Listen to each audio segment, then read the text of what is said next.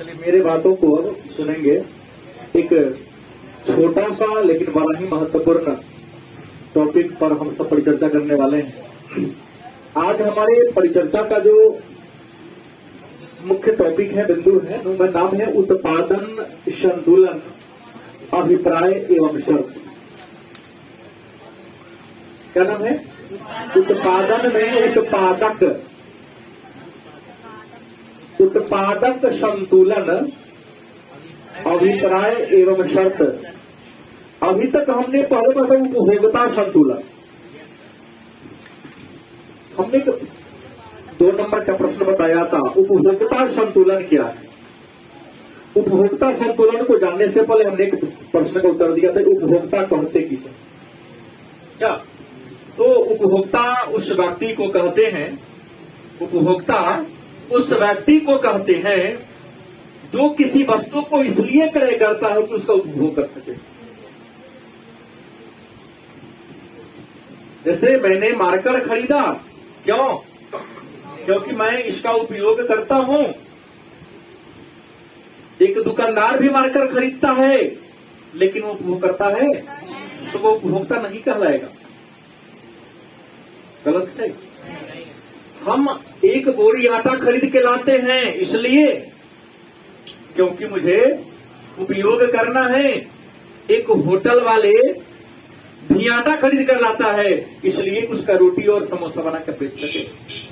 तो होटल वाले भी आटा खरीदे, मैं भी आटा खरीदा, तो मैं उपभोक्ता हुआ लेकिन होटल वाले उपभोक्ता। अगर इतना समझते हैं तो एक बात तो समझ में आ गया होगा कि उपभोक्ता कहते किसे। उपभोक्ता वह व्यक्ति होता है कि उपभोक्ता उस व्यक्ति को कहते हैं जो किसी वस्तु को इसलिए क्रय करता है कि उस वस्तु का प्रयोग करके अपने आवश्यकता को संतुष्ट कर सके। राइट? उपभोक्ता संतुलन क्या है? उपभोक्ता संतुलन क्या है? हमारे एक प्रिय छात्र हैं, टेंशन में गल गए, बहुत प्रेम करते हैं इससे हम। आइए बोर्ड पर आइए, पूरे लाइव आपका दिखा देते हैं चेहरा।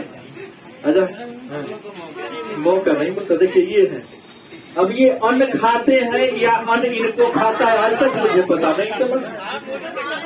सुबोध कुमार इनका नाम है, बात समझ गए? ये अन्न खाते हैं या अन्न इनको खाता है, ये आज तक मुझे पता नहीं चला। ये समोसा लाते हैं खरीद कर इसलिए किसी को खिला सके, किसी को क्या कर सके? खिला सके। खाइए तब मोटाइएगा, जाइए। अब है कि उपभोक्ता संतुलन का चेहरा इसे देखा, समोसा इनको बड़ा पसंद है, लिट्टी बड़ा पसंद है। लिट्टी को कितना रुपया देते हैं आप? 7 रुपया चाहे 8 रुपया। साइज कितना बड़ा होता है? एक लिट्टी का साइज कितना बड़ा होता है? आप उसके लिए 8 रुपया देते हैं। कितना देते हैं? और एक रसगुल्ला का साइज इतना बड़ा होता है, इसके लिए 12 रुपया देते हैं। समझा चुका हूं उपभोक्ता संतुलन क्या है। लिट्टी इतना बड़ा है, कै रुपया? 8 रुपया। रसगुल्ला इतना बड़ा है, 12 रुपया। प्रश्न आता है, भाई ऐसा क्यों? मार्कर ये भी है, मार्कर ये भी है, इसका 6 रुपीज, इसका 30 रुपीज, इसका 30 रुपया, इसका 6 रुपया। क्यों? उपभोक्ता संतुलन का मतलब होता है कि हम किसी वस्तु को खरीदने में जितना रुपया खर्च करते हैं उसका हर इकाई से बराबर संतुष्टि मिले। गलत सही? उपभोक्ता संतुलन का मतलब है कि हम किसी वस्तु को खरीदने में जितना रुपया खर्च करते हैं उस वस्तु के हर इकाई से हमें उतना ही संतोष मिले, उतना ही उपयोगिता मिले। तो हम क्या कहें? उपभोक्ता संतुलन में है। क्या गया, लिट्टी खरीद लिया और मोबाइल इसको दे दिया, रोते रोते मेरे पास आया, कहा कि सर देखिए आप बोले इसके यहाँ खाने के लिए कैसा दे दिए। दुकानदार को हमने फोन किया कि मेरा बच्चा है, क्या दे दिए इसको। वापस किया तो दोबारा नया छान के दिया इसको। दोहराने के पीछे रीजन लिट्टी पर ज्यादा जोर देता है।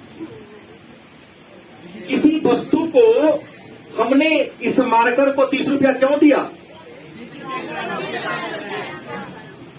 तुमसे कोई प्रश्न करता है कि इस मार्कर को आपने 30 रुपया क्यों दिया? क्योंकि इस मार्कर से हमें 30 रुपया के बराबर उपयोगिता, और इसका 6 रुपया क्यों दिया? क्योंकि इससे हमें 6 रुपया के बराबर उपयोगिता। प्रश्न एक और आता है, रसगुल्ला का साइज छोटा 12 रुपया, समुद्र का साइज बड़ा 8 रुपये। क्यों? बड़ा है लेकिन उपयोगिता 8 के बराबर मिलती है, इसलिए उसको हम 8 रुपया देते हैं। छोटा है लेकिन उपयोगिता 10 के बराबर मिलती है, 12 के बराबर मिलती है, इसलिए इसको हम कितना रुपया देते हैं? तो प्रश्न उपभोक्ता संतुलन जैसे पढ़े उसी की तरह उत्पादक संतुलन भी होगा। अब मन में एक प्रश्न होगा, उत्पादक कहते किसे? उत्पादक कहते किसे हैं? सारे महापुरुष लोग बैठे हैं, याद तो होगा ही, मैं ही बोल देता हूं, टाइम नहीं लगेगा। उत्पादक एक लाइन में होगा, उत्पादक अर्थशास्त्र में एक आर्थिक एजेंट है, हिंदी में अभिकर्ता। उत्पादक अर्थशास्त्र में क्या है? एक आर्थिक एजेंट है जो उत्पादन के विभिन्न साधनों को इकट्ठा करके वस्तु का निर्माण करता है। समझ में आया या नहीं आया? गौरव कुमार आया? हमने क्या कहा? उत्पादक किसे कहते हैं? बड़ी आसान है।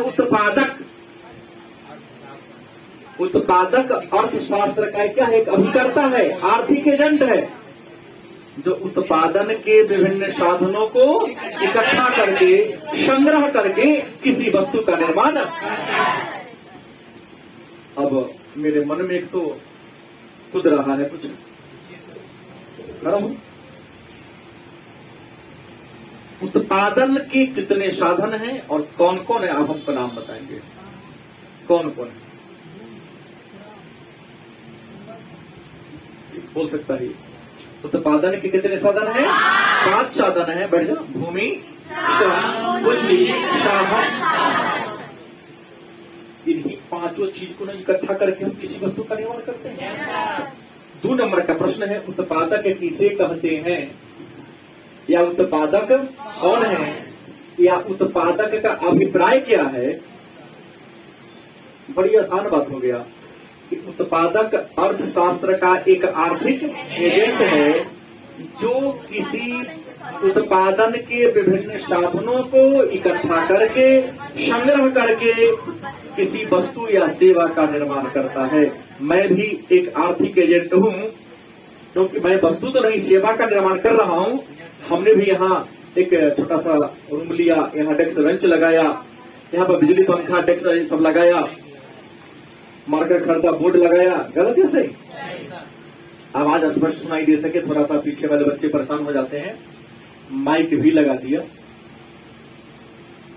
इन सबकी सहायता से आपकी जो व्यक्तिगत उपयोगिता है, उस उपयोगिता को मैं बढ़ाने का काम करता हूं। गलत है? आपके पास क्या नॉलेज था मैं नहीं जानता हूं, लेकिन आपने हृदय पर 1 मिनट के लिए हाथ रख के करिए, 14 दिन से इकोनॉमिक्स पढ़े हैं, तई को तो नॉलेज बढ़ा होगा। पहले कहते थे कुछ नहीं आ रहा, सर कहना होगा पता नहीं चल रहा है, लेकिन जो ईमानदारी से यहाँ क्लासिकल पढ़ने आते हैं उनको कुछ ना कुछ समझ में आया होगा। नहीं आता तो फिर वो 5 का नाम बोलता ही नहीं। क्या जी बोलता? बुझा रहा है इसका मतलब। तो कुछ गणित वाला बात नहीं बुझाता है, लेकिन बुझाता तो है। उम्मीद है उत्पादक कौन है आप समझ गए। आइए, हमारे देश के धरोहर आए हैं। उत्पादक अर्थशास्त्र के एक आर्थिक एजेंट है। लाइव दिखा दे तुमको, लेट होने वाले को यही कर रहे हैं। उत्पादक अर्थशास्त्र का एक आर्थिक एजेंट है जो क्या करता है? उत्पादन के विभिन्न साधनों को इकट्ठा करके वस्तु का क्या करता है? निर्माण करता है, बना देता है, उत्पादक कहलाता है। अब आपसे मन में प्रश्न करेगा कि सर उत्पादक का उद्देश्य क्या होता है, या उत्पादक का शर्त क्या है? तो सब बात के घुमा फिरा के बोलने से अच्छा अकेला ने बोल दिया जाए कि उत्पादक का शर्त है मुनाफा अर्जित करना।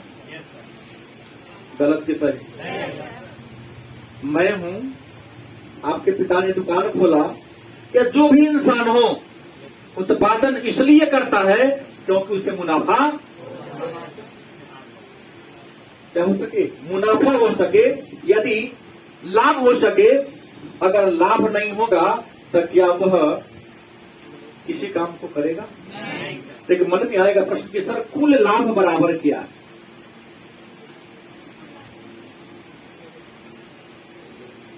कुल लाभ बराबर क्या होगा, या कुल लाभ किसे कहते हैं? तो कुल आगत माइनस कुल लागत क्या होगा? कुल आगत या आगम, मतलब कुल आगम माइनस कुल लागत। कुल लाभ मतलब हमें कुल को टोटल कह दे, लाभ को प्रॉफिट, टीपी इक्वल टू। समझना है, नहीं समझोगे तो इनको क्या क्या लिख दी है शॉर्टकट में, चलता नहीं, लेकिन कुछ भारी नहीं है वो। यहां समझना है कुल लाभ टोटल प्रॉफिट क्या जी इक्वल टू कुल आगम टोटल रेवेन्यू माइनस टोटल आगम का अभी ना होगा रेवेन्यू टीसी। गलती किसे? अगर पूछेगा कि टीपी इक्वल टू या कुल लाभ में इसने कटार को दे देगा, कभी टीसी चाहिए जब आगे पीछे कुछ घुमाते रहेगा। समझना आपको है भाई, यहाँ पूछ रहा है कुल लाभ पूछ रहा है, तो कुल लाभ बराबर कुल लाभ आगम मतलब कुल आमदनी कुल खर्च, मतलब हमको वस्तु को बेचने से जितना रुपया प्राप्त हुआ उसमें से वस्तु को बनाने में जितना खर्चा हुआ माइनस कर देंगे, जो बच गया मेरा क्या कहलाएगा? अरे बच्चे समझे? अगर पूछे कुल लाभ बराबर, तो हमने तो सूत्र में ही इसका परिभाषा कह दिया, किसी वस्तु को बेचने पर जितना धन की प्राप्ति होती है उसमें से उस वस्तु को बनाने में जितना रुपया लगा है उस खर्चा को क्या कर लो। तो भारी बात कर दी ना, तरीका तो कहे हैं भारी। हाँ, मन हिला रही है कुछ लड़कियां कि थोड़ा भारी कर दिया आपने सर। हमने कहा किसी वस्तु को बेचकर हमें जितना धन प्राप्त होता है, मतलब हमने वस्तु को बेचकर मान लो कि 2000 रुपया कमाया। कितना रुपया? बात हम यही बोले हैं। लेकिन वस्तु को बनाने में यदि 1200 रुपया हमें लागत आया है, गलती किसे? मने मने जवाब दे देना है। क्या देखता हूं आप कितने होशियार हैं। सुबह खराब हुई है, क्या असर होता है? आसान प्रश्न हम क्या पूछेंगे? देखिए प्रश्न पूछेंगे हम, देखे को फॉर्मूला समझावे किए हैं, DP equal to TR minus TC. नहीं प्रश्न पूछेंगे ना, आंतरिक प्रश्न करेगा करूंगा मैं इसे मौखिक उत्तर बिना कलम चलाए प्रयोग करना है। एक उद्यमी को, एक फर्म को अपने उत्पाद को बेचने से 50,000 रुपया की प्राप्ति होती है। एक फर्म को अपने वस्तु को बेचने से 50,000 रुपया प्राप्त होता है यदि विज्ञापन पर 2000, मतलब हमने कहा टीपी टीआर 50,000 कितना हो गया?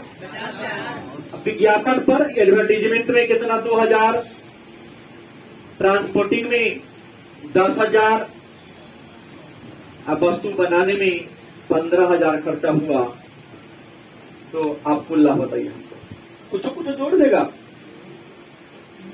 भारी तो है नहीं यहाँ पर। अरे इसका ना बताओ, भारी बात थोड़ी मैंने कहा। कभी जोड़ना पड़ेगा, तीनों को जोड़ना है, वैसे घटाना पड़ेगा। हाँ तो 27,000 तो है, 15 10 25 तो 27 23,000 रुपये। अब उसका तो 800 रुपये करेगा बढ़ जाए। ठीक है, तो मेरा ये कहना है कि उम्मीद है समझ गए होंगे।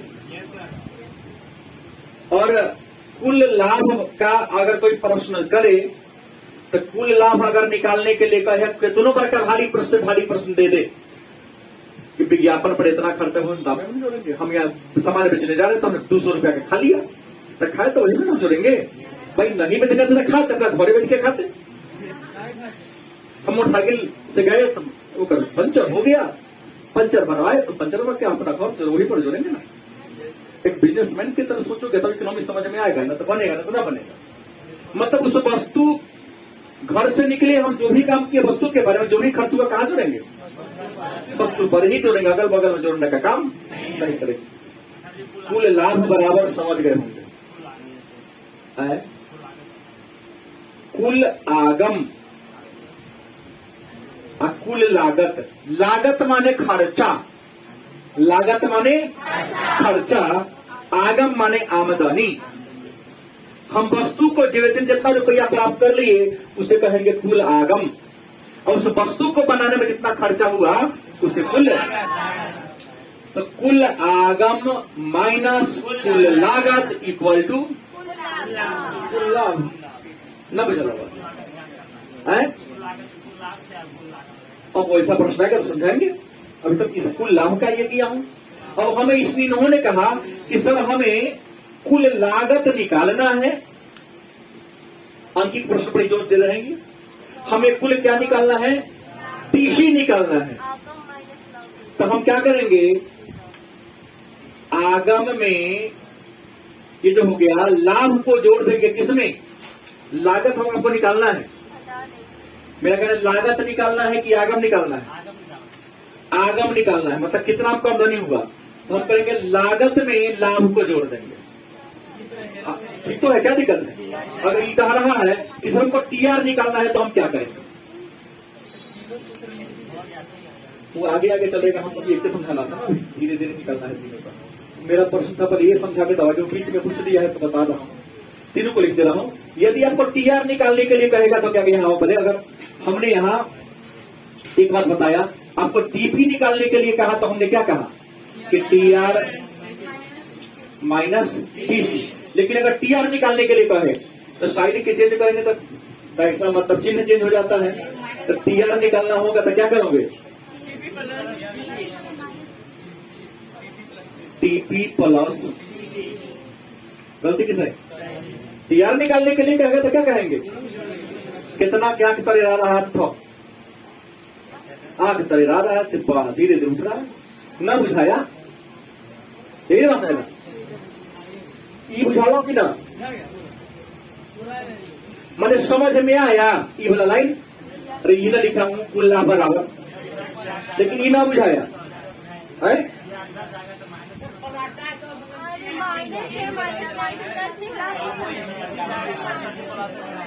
गलती है नहीं?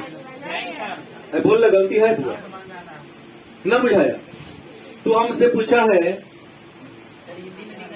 हाँ मुझे बोलने जा रहा हूँ, जैसा देवता वैसा असत रहना ही पड़ेगा, वो बनाना पड़ेगा। ये हमसे पूछा है कि सर कुल आगम निकालना होगा तो क्या करेंगे? यही ने पूछा है कि लागत आगम निकालना है। आपको क्या निकालना है? कुल आगम। आगम मतलब आमदनी, उसमें गिरावट व्यय भी शामिल रहेगा। तो कुल आगम निकालना होगा तो कुल लागत में क्या जोड़ दो? कुल लाभ ना निकल जाएगा। अब चलो एकरे हम कहे थे कुल आगम का क्या होगा? टीआर बराबर क्या होगा? TC plus. हम पतिया पेशिया अन्याय किए थे, अन्याय तो कुछ नहीं किए थे। ये बात कोई हिंदी में लिखे तो बुझा गए, अंग्रेजी में लिखे तो ना बुझल, कचमचा गया सब।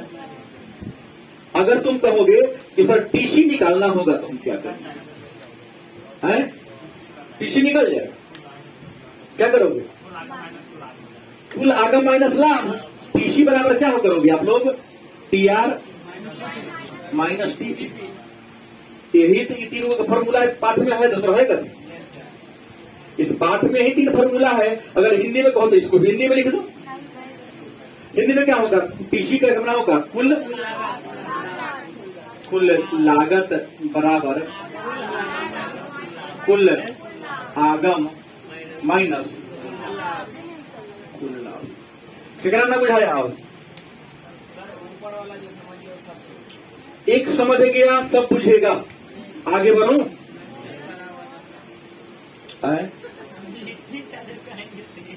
लिट्टी ज्यादा खाएगा तो बुद्धि तो लिट्टी आगे जाएगा, वो गोल हो जाएगा बुद्धि। अब गोल में फंस जाएगा तो कहां से निकलेगा उनमें से। अब है उत्पादक।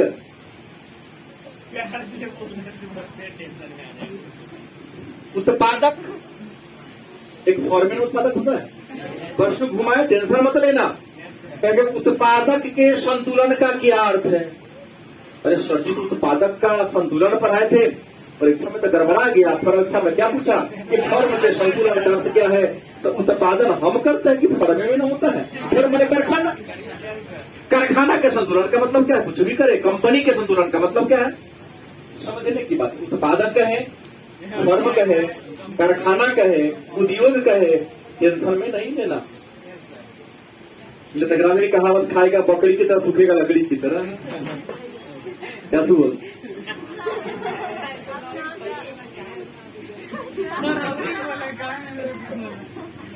उत्पादक मतलब फर्म के संतुलन का मतलब क्या है? मतलब एक फर्म संतुलन में कब होगा? तो एक फर्म संतुलन में तब होगा जब उसका टीपी ज्यादा होगा। पहला शब्द, सॉरी, ठीक है, TP total product, total profit. एक फर्म संतुलन में कब होगा? जब उसको वस्तु को बनाने कर बेचने पे जो पैसा मिलता है उसको क्या होगा? या दूसरा भी शब्द कहता है TR इक्वल टू TC, माने कुल आगम कुल लागत के बराबर होगा तो ये फर्म संतुलन में होगा, संतोष होगा, माने नो लॉस नो प्रॉफिट रहेगा। एक फर्म संतुलन में कब होगा? एक फर्म के संतुलन का हमने दो दफा बताया। पहली दशा कि कुल लाभ क्या हो, ज्यादा हो। कुल लाभ क्या हो? एक फर्म के संतुलन का मतलब क्या है? कुल लाभ हो। कोनो तकलीफ है तो बोलिए ना। आप लोग ना पढ़ाते भगा लाएंगे तो भगा देते जरूर, हमसे भी नहीं होता यार। देखिए संख्या बढ़ेगा, चलो कुछ ज्ञान दे दिया जाए, न देंगे तो उदास होकर जाएगा। क्या जब कुल लाभ क्या हो? पहला शर्त। और दूसरा क्या है? TR इक्वल टू, मतलब उसका कुल लागम और कुल लागत क्या हो? बराबर हो। एक फर्म संतुलन में होगा, क्योंकि हानि नहीं हो रहा है उससे। कम से कम जितना में खरीदा उतना बेच तो लिया, उसका पूंजी तो बरकरार रह गया ना। परसत कहता, अगर आपका पूंजी बरकरार रह गया, तो मान लो कि हम 10 रुपए किलो गोभी खरीद के लाए हैं, कल अगर आज नहीं बेचते हैं, पीछे के भाव नहीं तोड़ते हैं, अब बिहान 100 जगह 1 रुपया हमको मिलेगा। लास्ट समय हमारा 10 रुपये किलो रुपये बेच लेंगे, तो पूंजियों का पूंज तो निकल गया, क्योंकि उस पूंजी से पुनः कल का कारोबार तो मेरा होगा ना। इकोनॉमिक्स का रूल है, माने कम दाम अधिक बिक्री अधिक लाभ। इकोनॉमिक्स का रूल कहता है दाम क्या होगा तो बिकाएगा क्या, लाभ क्या होगा। इसमें कई प्रकार के लाभ होते हैं। एक जो सुपर स्टॉकिस्ट है उसके नजर में आपका वैल्यू बढ़ेगा, ग्राहक तक आपकी पहुंच बढ़ेगी। अरे बहुत सस्ता वो देता है, चलो कराइए 99 बजे।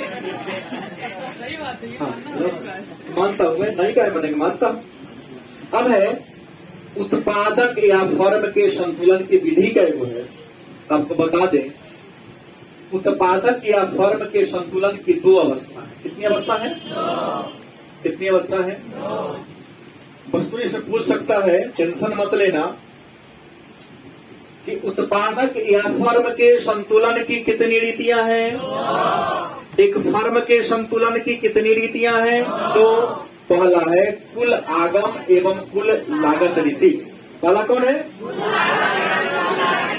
कुल कुल आगम एवं कुल मतलब कुल आगम मतलब टीआर और टीसी माइनस मत कहो, टीआर और टीसी विधि कह रहा है। दूसरा सीमांत आगम एवं सीमांत लागत विधि। अब जितने हमारे छात्र हैं, कुल आगम मतलब हो गया टीआर और कुल लागत टीसी, सीमांत आगम एमआर और सीमांत लागत। Very good. न बुझाएगा तो चलवे नहीं करेगा, कितना लंबा लंबा लिखता रहेगा। मतलब एक फर्म के उत्पादन संतुलन की दो विधियां हैं, टीआर और टीसी रीति, कुल आगम एवं कुल लागत। दूसरा सीमांत आगम और सीमांत। अब कुल आगम क्या है समझाना पड़ेगा। कुल माने पूरा, संपूर्ण, आगम माने आमदन। एक कंपनी अपने उत्पाद को बेचकर जितना धन अर्जित करता है, जितना रुपया कमाता है, खर्चा वर्चा बिना कटले। हमने कुल कहा है, शुद्ध नहीं कहा है। शुद्ध कहेंगे तो खर्चा वर्चा काट के कहेंगे। क्या सुनो, कहना है कि कुल आगम क्या है, टोटल रेवेन्यू क्या है। तो एक फर्म अपने उत्पाद को बेचकर जितना रुपया कमा लेता है, उसको हम सभी रुपया को सभी रूप से क्या कहेंगे? क्या कहेंगे? कुल आगम, टोटल रेवेन्यू। और कुल लागत क्या है? तो किसी वस्तु को बनाने में जितना खर्चा हो गया, हमने कहा ना, पंचोरो बनवाएंगे तो वहीं पर जोड़ेंगे, पानो खाएंगे तो वहीं पर जोड़ेंगे, मन कर गया आइसक्रीम खाने का तो क्या अपना पल जोड़ेंगे? कच्चा माल तुम्हारे जोड़ने आए। नरकों में ठेल थाली सा करता है। तब कपड़े पर दाम बढ़ाना है तो मलाई पूरी काहे ना खाएंगे? कपड़ा के मार्केटिंग आ जाएगा, सूखल रोटी खुशे कोनो बात हुआ क्या जी? मलाई पूरी खाएंगे, दाम उतना पर जोड़ देंगे, आके बढ़ा देंगे। गलत की सही? तो कुल आगम एवं कुल लागत रीति। दूसरा सीमांत आगम। सीमांत का मतलब सीमा के अंत में। सीमांत का मतलब क्या होता है? हाँ, मार्जिनल रेवेन्यू। और सीमांत लागत सीमा के अंत में लागत। सीमांत लागत क्या है? तो किसी एक वस्तु ज्यादा बनाने से, एक उत्पादक एक वस्तु ज्यादा बना लेता है। एक वस्तु जैसे उदाहरण, बहुत इसको लिट्टी पसंद है, जिस होटल में लिट्टी खाता है ये, वो होटल वाला एक दिन मान लो कि 1000 लिट्टी बनाता है। कितना बनाता है? आज उसने 999 बनाया, तो खर्चा कितना आया? या 1001 बनाया तो खर्चा क्या कहेंगे? सीमांत आगम। नहीं, बेचा तो कितना आया? कल 1000 बेचा लिट्टी तो कितना रुपया आया? आज 999 ही बेचा। तो एक वस्तु को ज्यादा बेचने से या एक वस्तु को जो आपका आमदनी होता है उसे कहते सीमांत, माने सीमा के अंत में। ये बात शुरू से पढ़ाते आ रहा हूं। सीमांत और सीमांत लागत। मान लो कि 500 वस्तु बनाया, खर्चा हुआ 5000, अब 499 वस्तु बनाया ना, तो कुछ खर्चा घटेगा ना। अब मान लो कि ये वस्तु हम 1000 से वो बेसी बना दी ना, तो कुछ लागत हो। तो नियम है भाई, अगर उत्पादन कम होगा तो लागत क्या होगी? बोलो ना। उत्पादन कम होगा तो लागत, और उत्पादन ज्यादा करोगे तो लागत भी क्या होगा? गलत की सही बनाना पड़ेगा, ना तो काम गड़बड़ा जाएगा। चर्चा भी करें। तो मेरा कहना है सीमांत आगम और सीमांत लागत वाला मुद्दा को, बात को आपने क्या किया, समझ लिया। अब कहता है कि कुल आगम रीति में एक फर्म संतुलन में कम होता है, तो इसकी दो रीतियां हैं। पूर्ण प्रतियोगिता में उत्पादक का संतुलन और एकाधिकार में उत्पादन का संतुलन। तो प्रश्न हम आपको समझाए थे बहुत पहले भी। बाजार वह स्थान जहां क्रेता और विक्रेता किसी वस्तु की कीमत को तय करता है। बाजार उस स्थान को कहते हैं जहां पर क्रेता और विक्रेता किसी वस्तु की कीमत को क्या कहते हैं? सामान्यतः बाजार के तो कई रूप हैं, लेकिन आपको यहां जानना है बाजार दो ये प्रकार का होता है। एक पूर्ण प्रतियोगिता का बाजार, दूसरा एकाधिकार का बाजार। पहला पूर्ण प्रतियोगिता का बाजार, दूसरा मन में होगा पूर्ण प्रतियोगिता का बाजार कहते किसे हैं? बताए थे पिछले क्लास में भी। पूर्ण माने परफेक्ट, प्रतियोगिता मतलब कंपटीशन। वह बाजार जिसमें एक वस्तु के कई उत्पादक और कई विक्रेता होते हैं। वस्तुएं समरूप होती है। विक्रेता न तो क्रेता को प्रभावित कर सकता है, न तो क्रेता विक्रेता को प्रभावित कर सकता है। क्या कहेंगे? परफेक्ट कंपटीशन का मार्केट, पूर्ण प्रतियोगिता का बाजार। हाँ, फिक्स रहता है। तो कहता है कि पूर्ण प्रतियोगिता के बाजार में एक फर्म अधिकतम लाभ कब अर्जित करेगा? तो पूर्ण प्रतियोगिता के बाजार में एक फर्म अधिकतम लाभ में तब कमाएगा जब उसका टीआर इक्वल टू टीसी होगा। गलती की सही? पूर्ण प्रतियोगिता है वहां तरीको दाम बढ़ेगा, ग्राहक आपका बढ़ जाएगा, तो आपका जो कुल लागत होगा आगम के बराबर होगा। क्योंकि अन्य प्रकार के बचत होता है, ये नहीं कि जितना में बनाए उतना बेच दिए, तो बचत में बहुत प्रकार की बचत और होता है, जुड़ा हुआ इंक्लूड है। तो पूर्ण टीआर और टीसी आपस में क्या हो? पूर्ण प्रतियोगिता में कहता है। एकाधिकार, हमने कहा था कि एकाधिकार उस बाजार को कहते हैं, एकाधिकार का बाजार उस बाजार को कहते हैं जिसमें किसी वस्तु के केवल और केवल कितने उत्पादक हो? जिस बाजार में किसी वस्तु के कितने उत्पादक हो? एक उत्पादक, उसको हम कहते हैं मोनोपोली मार्केट वाला या एकाधिकार का बाजार। और कुछ दो चार उत्पादक हो तो कहेंगे अल्पाधिकार, ओलिगोपोली। क्या कहेंगे? ओलिगोपोली। प्रश्न एकाधिकार के बाजार में क्या कहता है? एकाधिकार के बाजार में एक उत्पादक संतुलन की अवस्था में कब होता है? तो एकाधिकार के बाजार में एकाधिकार के बाजार की बात कर ले तो एकाधिकार के बाजार में एक फर्म संतुलन में तब होगा कि जब टीआर और टीसी के बीच अंतर ज्यादा हो। यहां लाभ अर्जित करने के लिए दोनों बराबर हो, लेकिन यहां क्या कहता है? टीआर और टीसी के बीच का दूरी क्या हो? गैप ज्यादा हो। मतलब जितना में उसका लागत हुआ हो, आगत उससे क्या हो? ज्यादा होगा। तब एकाधिकार में एक फर्म क्या होगा? क्योंकि वहां अकेले बनाने वाला है, यहाँ पर क्या है? कंपटीशन है। सेम कंडीशन दोनों का यहां होगा। एक चित्र के द्वारा आपको समझा देते हैं, बात क्लियर हो जाएगी। यही बना देता हूं, यहां पर जगह है, हट जाएगा।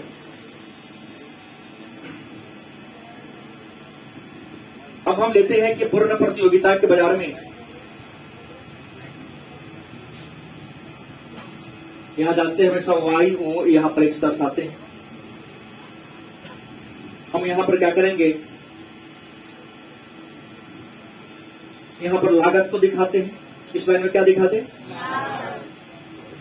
हमेशा लागत नीचे से ऊपर या ऊपर से नीचे आती है। लागत कभी भी पैरेलल नहीं चलती। लागत हमेशा या तो ऊपर होगा, नहीं तो क्या होगा? नीचा होगा।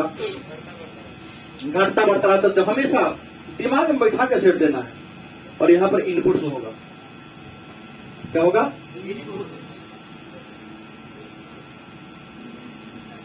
इनपुट या आउटपुट, ये भी लिख सकते हैं। इनपुट आउटपुट दोनों हो सकता है। मतलब कम लगाएंगे उत्पादन भी कम होगा, ज्यादा पैसा लगाएंगे पूंजी लेकर उत्पादन भी क्या होगा? इसलिए इन आउट दोनों कर दिया। कम भी हो सकता है और ज्यादा भी हो सकता है। अब यहां पर दो हमें एक रेखा खींचनी पड़ेगी, टीआर की रेखा। इस रेखा का नाम क्या रखा हमने? TR means total revenue. कौन है? Total revenue. ठीक है, टोटल रेवेन्यू तो कुल आगम। ठीक है, अब देख लो, हमको बताना होगा, टीसी बनाना हो। क्या होगा? मान लो कि हम प्रारंभ में कम लगाए, प्रारंभ में हम 10 करोड़ पूंजी लगाए। कितना लगाए? तो हम टीआर से मिलान करेंगे ना, यहाँ मिल रहा है। 10 करोड़ हमने पूंजी इन्वेस्ट किया, यहां आ गया। हालांकि हमको पहले बेसिक कम ऊपर दोनों समझाना चाहिए, इसको थोड़ा सा बीच में करते हैं। हमने प्रारंभ में यहां कर दिया क्यू करते हैं, मात्रा स्थित रहेगा क्यू, पूंजी लगाया तो हमको यहां पर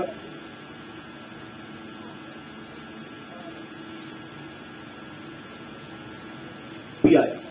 हमने इन्वेस्ट किया, लागत कितना लगाया पी, लागत कितना लगाया तो हमको आगत कितना हुआ, आगत लिखते हैं हिंदी में समझ में आता है सबको। आगत क्या हुआ क्यू। मान लो कि हमने पूंजी थोड़ा कम कर दिया, पूंजी क्या कर दिया थोड़ा, यहां पी के बदला में कर दिया P1, क्या कर दिया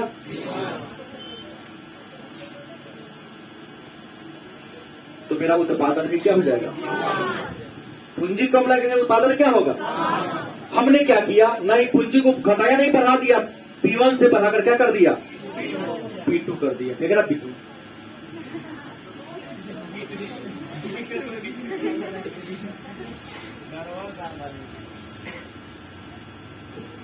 उत्पादन भी क्या होगा, क्या हो जाएगा Q2 हो जाएगा। तो हम क्या करेंगे, यहां पर एक TR रेखा खींचे हैं, एक हमको TC रेखा भी खींचना पड़ेगा। क्या करना पड़ेगा TC, क्योंकि हम इसी प्रारंभिक P से जो पहला P वाला है इसे मिलाएंगे, ऐसे मिलाना पड़ेगा, तीनों को मिलान करना पड़ेगा। क्या करना पड़ेगा, हम यहाँ प्रारंभ P हम यहां से शुरू किया करना, पहले घटाए हैं फिर बाद में ना बढ़ाए हैं, इसको यहां से करेंगे। यहां तो देख रहे हैं प्रारंभ में लगाए हैं ज्यादा, यहाँ पर यहाँ करना कर रहे थे, घट रहा है, लाभ घट रहा है। लेकिन ये कहेगा कि जहां ये दोनों का अंतर, ये TR है TC है, मतलब TR रेखा और TC रेखा का अंतर यहां देख लो, जहां पर ज्यादा हो जाए, इस दोनों के बीच की गैप की दूरी जहां पर ज्यादा होगा वहीं पर एक फर्क क्या रहेगा, अधिक लाभ क्या रहेगा, अधिक लाभ में होगा। और जहां पर इसके साथ साथ चले वहां संतुलन होगा, क्या होगा संतुलन। जहां पर गैप ज्यादा हो जाएगा, दोनों को क्या हो जाएगा, दूरी ज्यादा हो जाएगा, वहीं पर कंपनी को लाभ ज्यादा मिलेगा। क्या मिलेगा, और जब इसके पैरेलल रेखा चलेगा तो नो लॉस नो प्रॉफिट में चलेगा। और जहां पर गैप कम हो जा रहा है वहां पर कंपनी को लाभ कम होगा। और नीचे हो रहा है कंपनी उसको लाभ ही नहीं, नीचे तो इसका दूरी देखना है ना, इसका TC ना है, ये टोटल कॉस्ट है, और TR रेवेन्यू तो यहाँ है ना, तो TC में नीचा है, TR है ऊपर, यहाँ लाभ होगा ना। और यहाँ क्या है, TC ऊपर हो जा रहा है, देखिए TC के रेखा से ऊपर जा रही है, टोटल कॉस्ट ऊपर है, और TR टोटल रेवेन्यू हमारा नीचा हो जा रहा है। यहाँ पर हानि होगा, नीचा होगा तो क्या लाभ होगा, दिखा रहा है यहाँ नीचा ज्यादा है, इसका मतलब मेरा ये TC टोटल कॉस्ट लागत वाली रेखा क्या है, नीचा है, यहाँ देख लो। आई वाला रेखा जो है क्या है मेरा, देखो ना ये ऊपर है कि नहीं, तो भाई लागत नीचा है, आगत मेरा क्या है, तो हमको क्या होगा, लाभ होगा ना। अभी देखिए कि लागत वाला रेखा क्या ऊपर है, आगत वाला रेखा यहाँ ई वाला सीधा नीचा है कि नहीं, यहाँ पर क्या होगा हानि होगा ना। और जब दोनों बराबरी चलेगा तो क्या होगा, ये कंडीशन है, चाहे वो पूर्ण प्रतियोगिता होता हो, एकाधिकार का हो, लाभ कमाने का यही शर्त होता है। तो आज की क्लास में इतना।